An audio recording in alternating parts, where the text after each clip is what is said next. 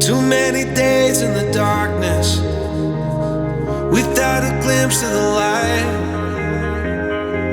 Running tired and broken and scared, but I swear I'll never give up the fight. I see you broken and beat, head pulled down over your eyes. Every part of you wants to surrender, but darling, you were meant to survive. With every start, we are born again. Open your heart, spend less time in your head. With every start, we are born again. Open your heart, spend less time in your head.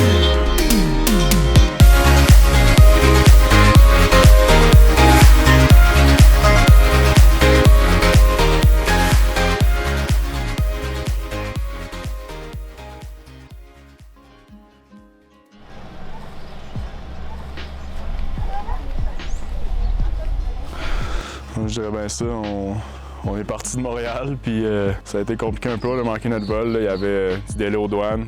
C'est la première fois que je voyais ça, autant de monde, puis on s'est fait prendre un peu. Là. Puis finalement, ben, ça nous a mis à arriver au Guatemala quasiment une journée et demie plus tard que ce qu'on avait prévu. Fait qu'on est arrivé à Panajachel, c'est au lac Atitlan. Hier soir, dans le fond, on est arrivé à l'aéroport de Guatemala City, on a pris un Uber jusqu'ici. Le plan, c'est d'aller retrouver ma cousine à San Pedro, de l'autre côté du lac. Fait que ici, dans le fond, on ramasse une cartine, puis un petit peu d'argent, puis on prend le boat, puis on s'en va direct à San Pedro. Hola. No, gracias. T'es trop comment, Steve? Ils sont parfaits. Ouais, je vais prendre une petite cartine ici au Guatemala.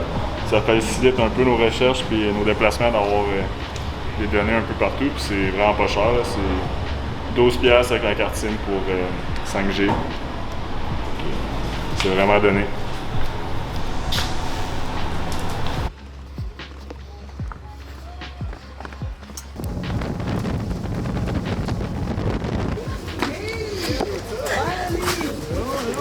Hey, hola, hola.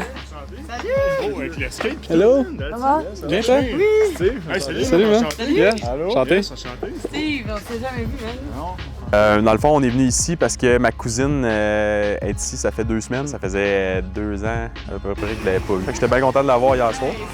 Puis tout ça, on est allé prendre un petit verre avec eux autres. On a pris ça relax. On est allé en ville se promener à San Pedro. Bon, on s'est pris un bateau taxi là-bas. C'est comme ça que ça fonctionne pour aller rejoindre différents villages autour du lac. Tu peux le faire en auto, mais c'est comme 2h30 quasiment pour faire la route là, pour venir ici à San Pedros. Puis en bateau, c'est comme 20-25 minutes. On s'est trouvé un petit hôtel ici sur le bord du lac Atitlan. Puis au début, c'est tough, parce que tu prends dans les rues, tu vois rien. Là, tous les hôtels, on dirait que sur le bord de la rue, ça a l'air un peu ghetto. Tu checks sur Internet, les photos sont pas tant nice, tu sais. Fait que c'est dur de choisir où tu veux aller. Puis finalement, on est tombé sur quelque chose de vraiment cool. Ici, là, la vue sur le lac, des beaux petits hamacs, c'est super propre, là, des petits jardins partout. Le lac Atitlan, c'est un lac volcanique. Il y a 3 volcans qui entourent le lac. La qualité de l'eau, il paraîtrait-il que c'est pas super, mais c'est vraiment un beau lac. Il y a de la pêche, en tout cas, il y a du poisson. Puis ce matin, on voit des petites pirogues se promener puis pêcher. On voit des poissons sauter puis beaucoup d'oiseaux qui pêchent sur le bord. Le lac Atitlan, c'est vraiment une destination à visiter.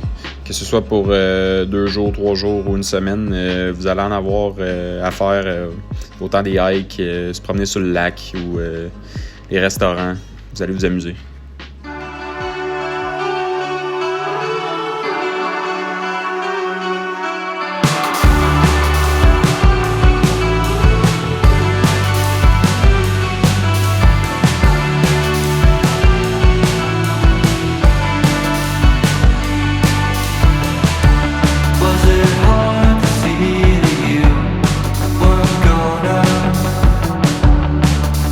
Turn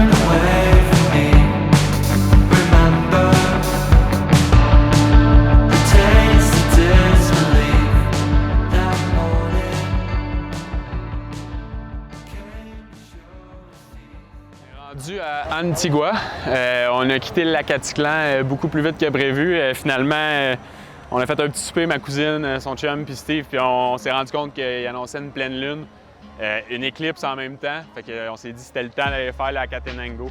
Fait qu'on est monté tout de suite à Antigua dans le fond, puis on se prépare à aller faire la Catenango demain. Puis on va essayer de filmer tout ça jusqu'en haut. Là. On ne sait pas les conditions vont être comment. La dernière fois, on a été super chanceux, puis dans le fond, il n'y avait pas de nuages. Toute la soirée, on voyait super bien. On va voir, des fois, les conditions changent super vite ici, fait que à suivre.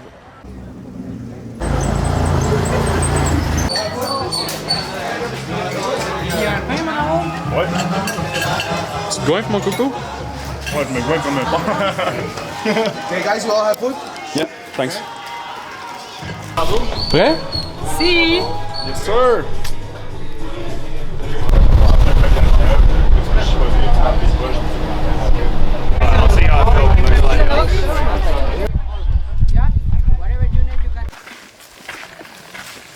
On est allé faire le volcan à Catenango. En fait, c'était une des raisons pourquoi on venait au Guatemala. On était venu le faire en 2018. L'histoire, c'est que dans le fond, il y avait eu une super grosse explosion. Il y avait eu des centaines de morts. Puis au moment où on est venu, dans le fond, le tour était fermé. Puis ils ont ouvert environ 4 jours après une évacuation de plus de 4000 personnes dans le village en bas. Fait qu'on était venu faire le tour. On avait monté jusqu'en haut de la Catenango. Puis ce qui est arrivé, c'est qu'ils nous avaient pas offert de se rendre jusqu'au Fuego. Le Fuego, c'est l'autre volcan. Bien, c'est le volcan qui est en éruption, en fait. Fait que nous, ce qu'on voulait faire, c'est se rendre le plus proche de la cheminée où ça explosait. Fait que c'est ce qui a fait que... C'est pour ça qu'on est revenu, en fait, pour faire comme le deuxième hike. Un hike d'environ 21 km approximativement aller-retour. Au début, tu commences, là, t'es dans des fermes. En bas, c'est genre des cultures, c'est super sèche comme climat. Tu montes un peu, tu traverses une forêt tropicale. Il y a des gros arbres, il y a des lianes, il y a tout. C'est vraiment... Le climat change complètement. Puis après ça, tu montes un peu plus haut. Puis il y a une forêt, on dirait une forêt boréale. Là, il y a des conifères, il y a des feuillus, mais ça sent vraiment les forêts du Québec. C'est vraiment spécial. Puis après ça, tu traverses un autre climat, si on veut, qu'il pousse pratiquement rien à part des petits arbustes, des feuilles jaunes partout. On a dépassé la moitié du volcan à Catenango. Hey, check le bird. No quetzal? Non, no quetzal. Ouais, fait que c'est ça. On a passé... on est rendu aux 3/4, je pense, de la Catenango. On arrive au sommet dans pas long. Après, on doit descendre la Catenango pour monter à El Fuego. On peut aller à peu près 400 mètres de l'éruption. C'est notre plan, mais en ce moment c'est couvert. Fait que on va voir rendu en haut si c'est découvert, puis on peut le faire. Si on voit rien, je pense qu'on va juste rester en haut de celui-là pour avoir une vue sur la Catenango.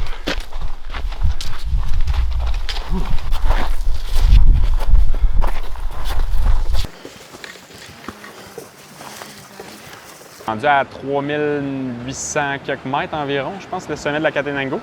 Une fois que tu es rendu là, dans le fond, c'est là que tu entreprends ta descente de la Catenango pour te rendre au Fuego. On vient d'arriver à notre camp de base sur le volcan de la Catenango. Ça fait à peu près 2 heures et demie qu'on est parti. Puis présentement, c'est un peu foggy. On voit un peu le volcan, le Fuego en arrière, mais pour l'instant, c'est foggy. Fait qu'on va espérer qu'on va avoir une vue plus tard en soirée ou cette nuit. Nous autres, notre but, c'est de monter dans le fond juste à côté du Fuego et d'avoir des explosions directes en face de nous. D'ici 30 minutes, on va avoir une idée si on y va ou on y va pas. Là. Sinon, on va rester au base camp ici. C'est une super vue, c'est juste qu'en ce moment, c'est cloudy. Pour l'avoir fait autrefois, c'était incroyable. Fait qu'on va prier.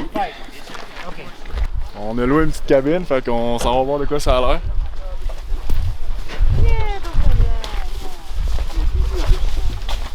Oh yeah! Confort absolu. Honnêtement, c'est quand même clean. Très nice. Es-tu bien? Très bien. Muy bueno. Je suis bien, man. Does anyone Je suis en train de souper. Alright, fait qu'on est à notre camp de base. On vient de finir de s'installer.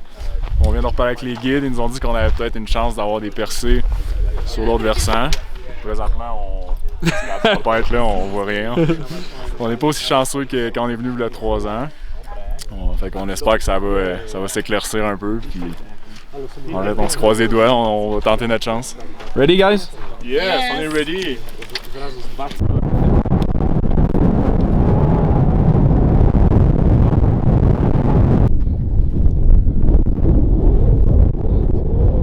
On a eu de la misère à filmer, on a essayé de se rendre sur le sommet. Écoute, il ventait là, une folie, on avait de la misère à avancer, puis le micro a gelé, la caméra a gelé, il faisait moins 15. Fait que, on passe quand même de genre 20 degrés, 25 degrés Celsius à la base à moins 15 en haut, au grand vent. Tu arrives là à noirceur, si t'es chanceux, un peu au coucher du soleil le soir.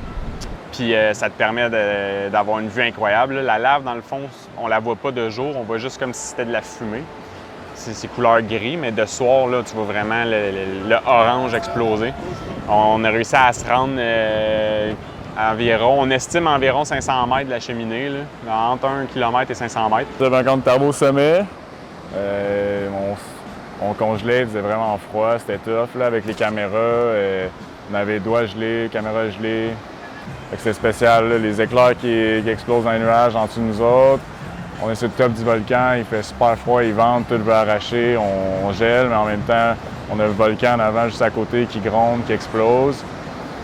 Des fois, on a une bonne vue dessus, des fois non. Fait que là, c'est spécial un peu de savoir qu'il explose, mais qu'on voit pas vraiment ce qui se passe en arrière. En même temps, on a la pleine lune qui nous éclaire aussi, fait que c'est un peu malade. On est comme en plein milieu de nulle part, là, c'est vraiment malade.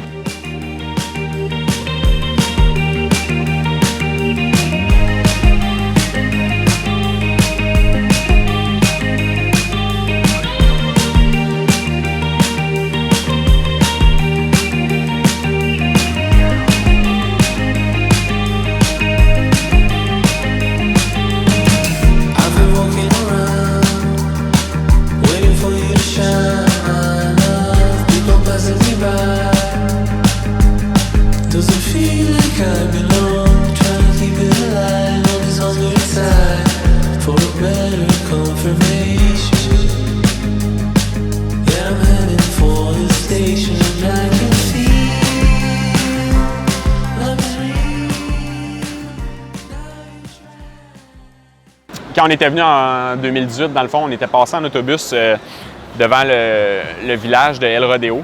C'est un petit village qui est à la base du volcan Fuego. Dans le fond, lui, il est dans un couloir de lave. On voyait que c'était comme désertique, c'était tout brûlé. Puis on n'était pas allé le visiter à ce moment-là, mais là, on s'est dit qu'avec ce qu'on avait vécu, visiter comme la face touristique du volcan, que tout le monde va voir en fait, puis c'est super beau, c'est super le fun, mais il y a aussi un autre côté, il y a des villageois à l'autre bord qu'eux, ils ont tout perdu, qui sont morts. Fait que on s'est loué des motos, puis on est juste allé voir, on a cherché sur Google Maps, on a trouvé vraiment c'est rendu des ruines. Là. Ça fait quand même quelque chose quand tu arrives là-bas, là, de voir toutes ces maisons-là abandonnées, détruites, puis même plusieurs ensevelies, là, avec toutes les croix, les noms des personnes marquées sur les anciens terrains, tu sais, puis c'est quelque chose. Puis quand on est arrivé, il y avait juste une personne, dans le fond, qu'on a vue. Elle avait l'air d'habiter là encore, fait qu'on n'était pas trop sûr si on avait le droit ou pas.